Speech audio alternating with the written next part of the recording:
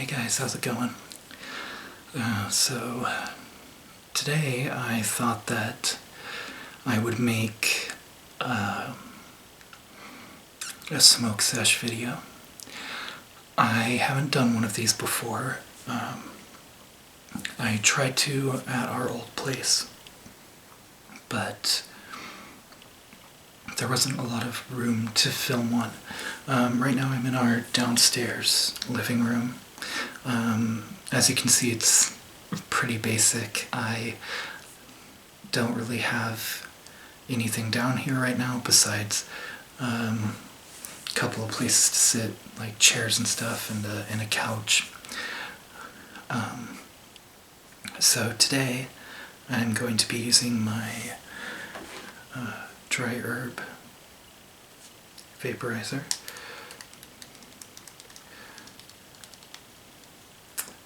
I picked this up a couple days ago, and I'm really enjoying it so far.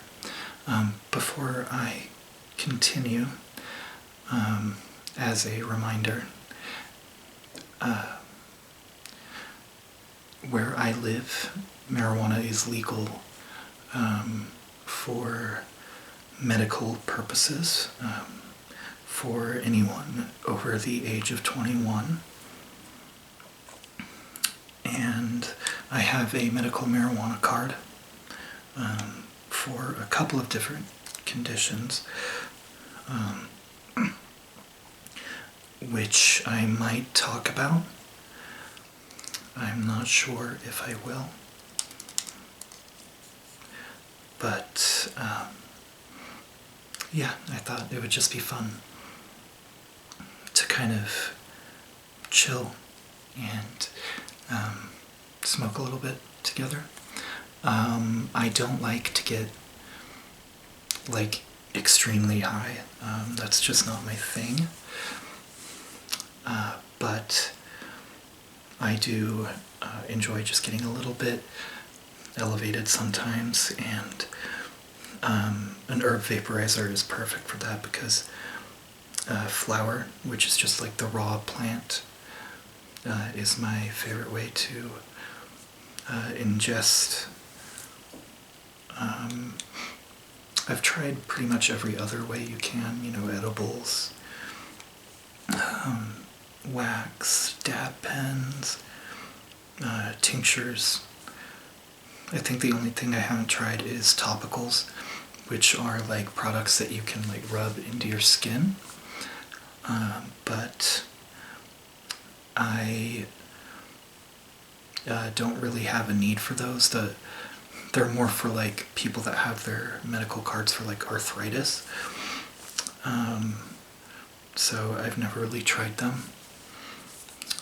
But let's get started. So this device is called the Vexel. It's from a company called Boundless. I've really enjoyed it so far.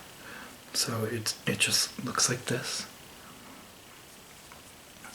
It's got a mouthpiece that you just take off, and right inside there is where you load your product up.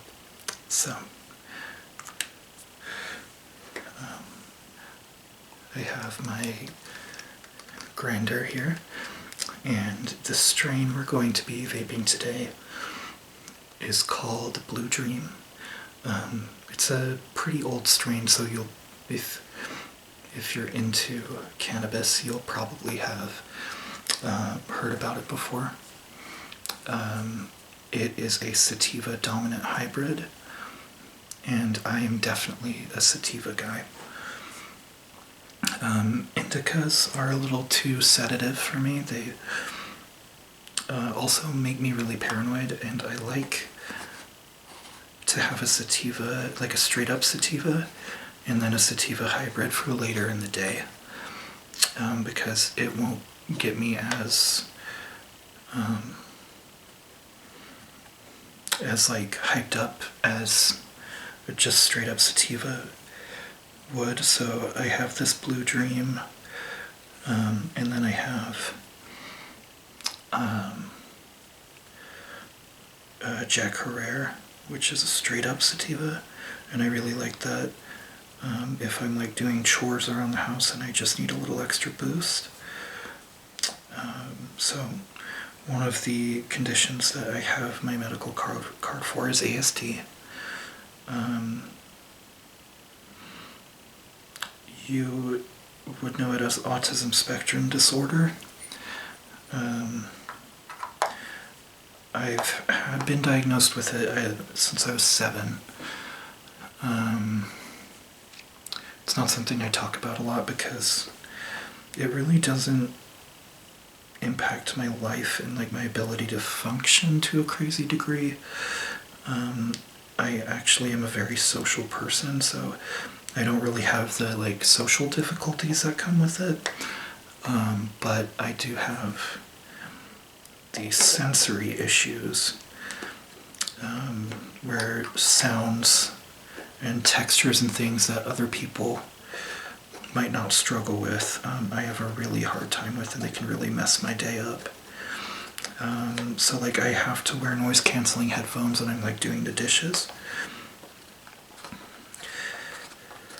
And that kind of sucks. So I got a medical marijuana card for it because my state has it as a qualifying condition. And it really, really helps with my sensory problems. I don't use it every day. I will typically only use marijuana when my sensory issues are like way out of control. And like I said in a previous video, I have ADHD as well, so I will usually try to take my ADHD medication first, because that disorder can also cause sensory problems. And if that doesn't take care of it, then I'll use marijuana, and only when I'm at home and I don't really have anything else going on, or in like social settings, like if I have some friends over, I'll usually smoke a little bit instead of drinking. I am not a fan of alcohol. I do drink it occasionally, and when I do, it's usually something light like beer. But with like harder stuff, I don't like it. Wine tends to upset my stomach, and I generally just don't like the taste, so I prefer this stuff. I would have shown you like loading this up, but it's YouTube and I'm not sure if they would have let me show you the actual plant material, so I went ahead and I loaded the bowl inside of this, and I'm just going to turn it on. So you click it 5 times and then it heats up. I have it on the purple setting. This setting is like the second lowest setting. I don't like it at a super high temperature because, like I said, I don't like getting incredibly high when I smoke. And at a lower temperature you can taste it more, and it doesn't get you as elevated. So now it's ready, so let's take a rip off this thing.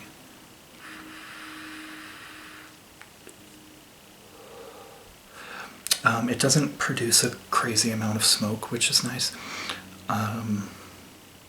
But I still have a candle in this room just in case.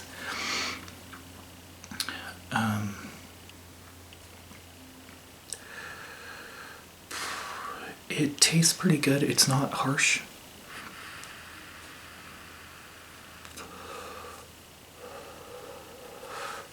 And like it will just keep it warm as long as this light's on. And you can take as many hits off of it as you want to until it turns off, and that means that the session's done. In my experience, Blue Dream isn't a very smelly strain to begin with. Most sativas I've found are actually not as like loud. They're not as smelly as indica strains, so I like that about them too.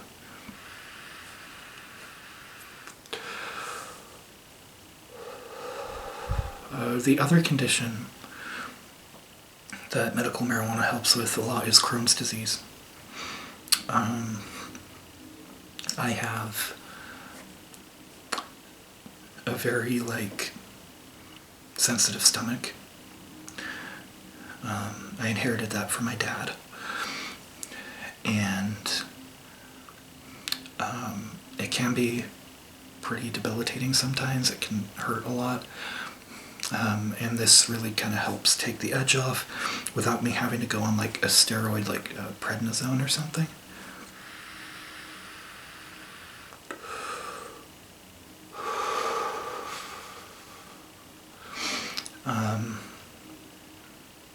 I've been on prednisone a couple times for asthma. When my asthma gets really bad, like when I had COVID, and I hated the side effects of it. This is good to treat like a flare-up, but one of the things that really helped my stomach actually was finding out that I had low testosterone, and getting on testosterone replacement therapy actually, I don't know why, but it settled down my stomach a lot, so I rarely have flare-ups. So when I'm using medical marijuana, it's usually for the autism sensory issues.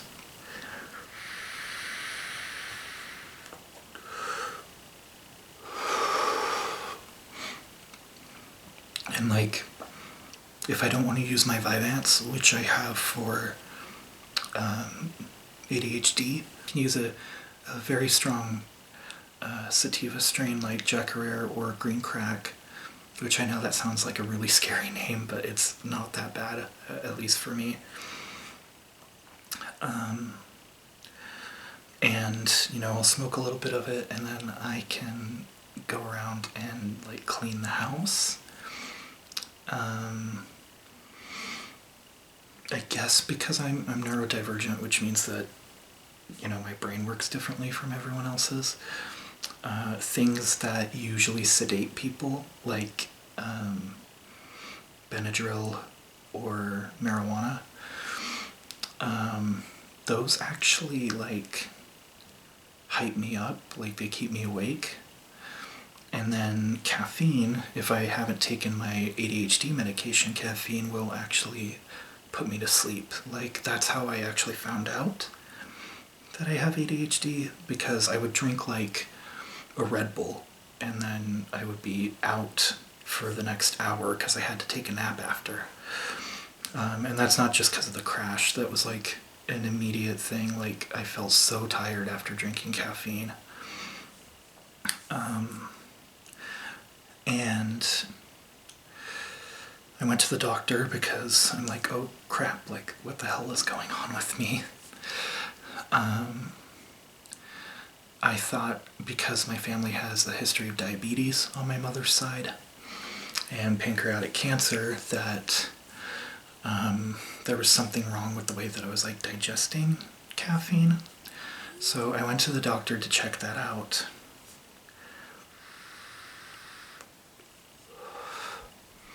I went to the doctor to see what was going on with that. And instead of asking if I wanted to do, blood work, or if they were going to test my insulin levels, he handed me an ADHD questionnaire, and I was why are you giving this to me? And he told me that, people falling asleep from caffeine is, in his experience, was a really big indicator that someone has ADHD. And of course, I found out later that the medications that they use to treat ADHD are actually stimulants. They're essentially meth. They're mostly amphetamines. I know that sounds really scary, but when I take my Vyvanse, which is an amphetamine, I can actually focus. I'm calmer. I'm not all over the place. And sometimes I enjoy that hyperactivity, right? Especially like when I work out. So, you know, there are some days where I don't take my Vyvanse because I actually want to be a little hyperactive, because it helps me in certain ways. And then there are other days where like I really need to focus on one thing at a time. Like if I am doing something at work, or if I have, like, if I have to sign paperwork, like when we bought this house, just anything that requires me to like really focus on the task at hand, I do take it on those days. But, you know, there are some things about being hyperactive that I enjoy. I'm not like manic or anything. It's not like I'm running around the house doing 5 million things at once. It's just more like I want to have that extra energy so that I can like go work out and get rid of it that way. And it actually like will help me with my workouts. So I do like that about having it. The other thing that I like about being neurodivergent, like, is that, especially with like the autistic side of stuff, I'm really good at recognizing patterns. Like, I used to be able to do my math homework, but I wouldn't get credit for it, because even though I got the right answer, like I couldn't show them exactly how I got that answer. Because like I was able to just look at what was on the paper, recognize the like bigger pattern, and then just give them the right answer. Instead of being like, well, first I had to like divide this by this and then multiply that by, you know, whatever. And even though I got the right answer, I wouldn't get full credit for it because I just couldn't show them how I got the right answer. So it gives me like a kind of leg up in terms of what I do for work right now, which is accounting. So I manage some of the finances for a small company, and it makes that job really easy because I can just look at like the ledger from that month and immediately like recognize if there's anything wrong with it, because I can recognize that those bigger patterns. My party trick is that you can, and I don't know how I got this ability. I was probably like bored in 9th grade geography or something, and just like staring at the wall where they had the different flags from the different countries hanging up. And I can, if you show me a picture of any flag from any country, I can tell you what it is without there being anything written on it or like a description of it that says where it's from. I can just look at it and be like, oh yeah, well that's, you know, the UK flag or the Netherlands or like anything like that. And there won't be anything besides that the picture of the flag that would tell me where it's from. But yeah, that's one of the things I enjoy about it. And you know, whenever my sensory issues are getting really bad, I can just use this and it takes care of most of them most of the time. So I guess I'm kind of fortunate that I don't necessarily have a lot of like downsides to them. The sensory problems can get pretty bad. Therapy doesn't necessarily like work on me the same way it works on other people. Like I'm not built for certain methods of like psychotherapy that are really common. So, it took me a while to find one that actually worked. Because and like people like me, like especially like low support needs autistic people and people with ADHD, they're often told by their therapist that they're like really self-aware. And that can sometimes make the process hard because it involves a lot of talking about your feelings, and it's like, okay, well, I already know I'm having this feeling. I know where it's coming from. Now what do I do with it? Like, and a lot of therapists aren't built to handle something like that. They're more geared towards people who aren't like as aware of their emotions.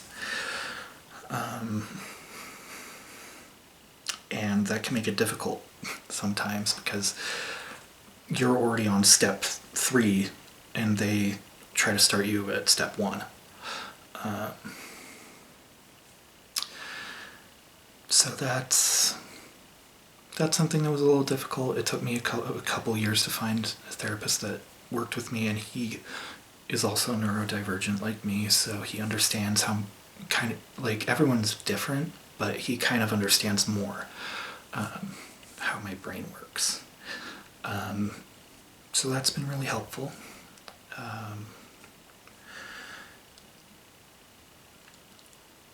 It's an interesting thing to live with, especially when you've been diagnosed since you were 7. Yeah, I was 7 when I was diagnosed with autism. Back then it used to be called Asperger's syndrome.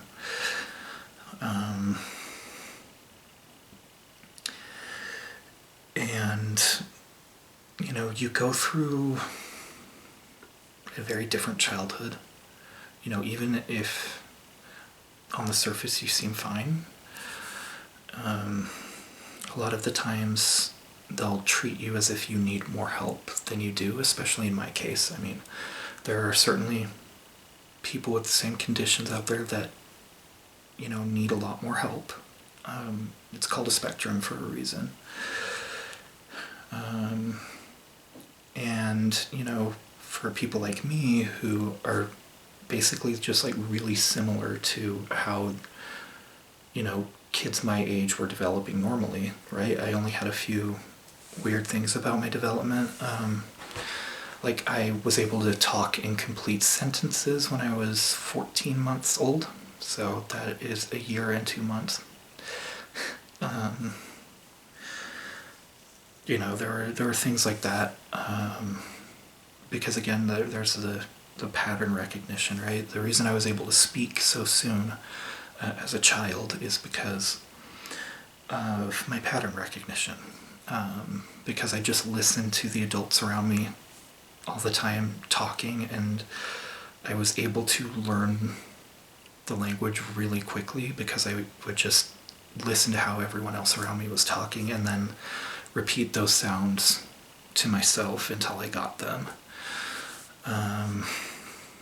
So I was able to speak in complete sentences when I was just over a year old.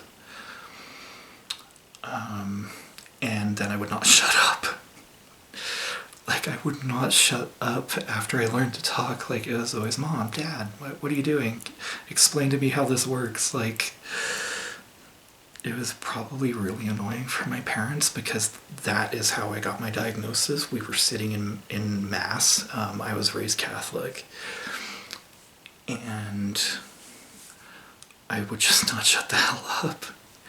And this lady comes up to me, and apparently she was familiar with autism. Of course, the only reason that they would ask about me specifically is because I was a little boy, and those conditions were studied in little boys first, so we're easier to spot than women. And she came up to my parents and told me that she thought that something might be going on because I was talking so much. And then I got the official diagnosis a couple months later. And then, unfortunately, I was put through special education and early intervention after that, which I did not need. Basically, besides being hyperverbal and having some sensory issues, I didn't really have any other problems. I didn't have any physical disabilities. I didn't have any learning disabilities. Because ADHD and autism are not actually learning disabilities. They're called neurodevelopmental disorders, which means that the actual structure of my brain developed differently from normal children. They say a lot of the times that, you're like wired differently, and that's one way of looking at it, because like when you look at brain scans of our brains versus normal brains, with ADHD there's a lot of extra activity going on in the neurons that you can see on a brain scan, and with autism, like certain different like actual regions of the brain look a little bit different. So like I can't remember what it is, if it was my frontal lobe or another part of my brain, but it was slightly larger. When I got my first brain scan, that's not how they diagnosed it at the time, but that when they did those brain scans later into the research, that's what they found. I was more diagnosed because I had sensory issues, and because I was talking a lot. Surprisingly though, they only diagnosed me with Asperger's syndrome when I was 7, and I didn't get the ADHD diagnosis until I was 26, and I'm 28 now. So I didn't get I didn't get that diagnosis until much later in life, which would have helped, because it is actually the one that gives me the most trouble. Usually the autism diagnosis doesn't give me trouble, but the ADHD will. But yeah, I was put into early interventions, which, if you are someone like me, are not helpful at all. In fact, it actually, according to several professionals I've seen, it actually probably made things worse for me. But the doctors told my parents that it was the go-to treatment and that I would need it, because, like I said, they treat a lot of us with the same things and we don't all need them. So they were just listening to the doctors, and they were probably scared, like I was their first kid. And now I have this fairly new disorder, and so they were probably just nervous, and they did whatever the doctors told them to do, and that's fine. I'm definitely not mad at them for doing that. But anyways, so it's like a mixed bag, right? It's like there's a lot of things about it I like, and there's a lot of things about it that I don't really like. But as an adult now, with a full-time job and a house, and a partner, it really doesn't interfere with my life as much as it used to, and as much as people feared that it would. I'm pretty much an average adult, just with a couple differences. So, like I said, there are things about it I really like,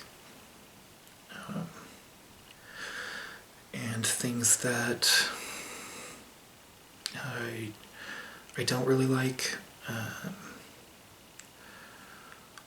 but those are more due to how people in the past tried to treat me, you know, with all those things that I didn't really need or want.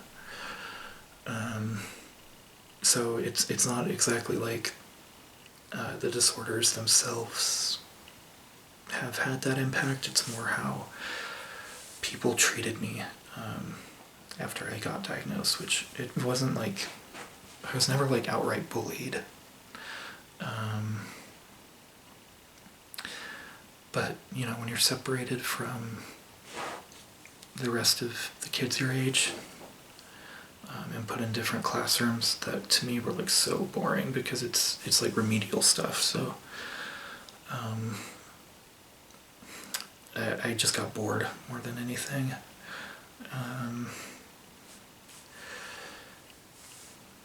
I just thought that I kind of talk about that because, you know, it's something not a lot of people are aware of, and like not a lot of people understand. So I guess that's kind of where my brain went, right? Because I wanted to kind of educate people on it, and kind of share my experiences. I'm not sharing everything really, because there's like so much stuff. But I wanted to kind of just share a little bit about it because, you know, I've been thinking a lot about it recently. You know, especially after we moved into our own house, and we weren't renting anymore, and like, you know, life kind of just slowed down after my partner got his engineering degree. And, you know, I've just had more time to think about it. I don't want to get too personal because there's a lot of stuff that I don't really want to share, in terms of like, you know, basically the whole impact that it's had on my life. Yeah, so basically, I just kind of wanted to talk about it because it's something that I'm still trying to figure out, even though I'm an adult now, right?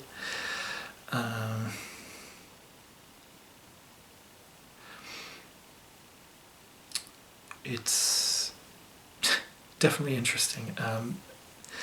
One example is I keep kind of like scratching or like touching this part of my head, and that is what's called stimming. So, like, it's like a small little, basically it's like a tick, and it's not always the same thing, but like, I will do this as a way to like regulate my nervous system. So it's a way of like me calming myself down, because for whatever reason my brain needs me to do something physical to calm down. So sometimes it's that, sometimes it's like snapping my fingers or fidgeting with something, and it's just a way that I calm myself down, and it's a way that a lot of other people like me do. So if you were wondering why I was doing that, there you go. But yeah, it's just been on my mind lately, and I guess me vaping a little bit kind of just sent my brain down that path. So I hope you've enjoyed this video. I know it was probably a pretty kind of deep subject to talk about, but I hope you still liked it anyways, and you got to learn something new about me. So I will see you guys next time. Bye.